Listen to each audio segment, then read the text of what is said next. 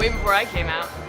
But it was always kind of part of the zeitgeist, I felt. I sort of knew it more from references from everything from like t-shirts to episodes of Family Guy to music videos to just sort of popular culture. I was more aware of Tron as, you know, as a part of those things, not really knowing what it was on its own, but knowing it in the context of popular culture. Then when I heard they were doing a film that was going to be some sort of reinterpretation or a sequel, or it was all very mysterious.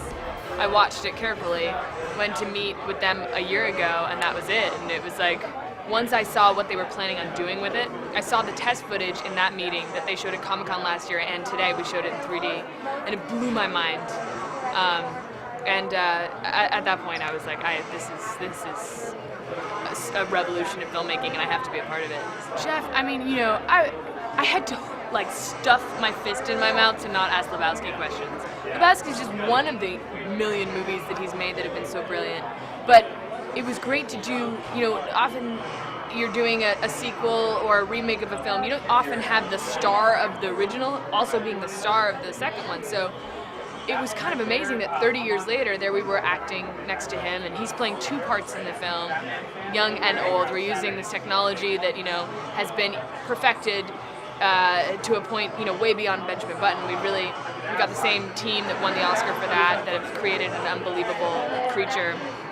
And it was great to be able to be with Jeff, and he could put it into context for us, like, okay, we're doing this now.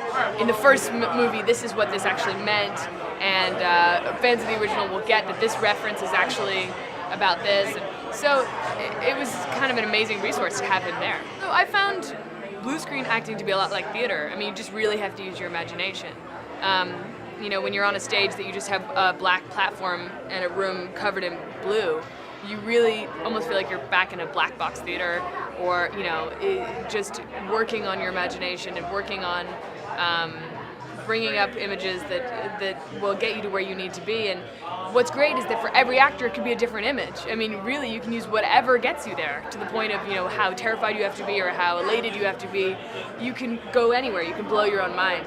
Now, we were lucky that a majority of the scenes were filmed on practical sets, so we had these like unbelievable Kubrick-style sets that, actually we made the director for his birthday, we made him a t-shirt that said Kubrick Schmubrick, because it was like, what?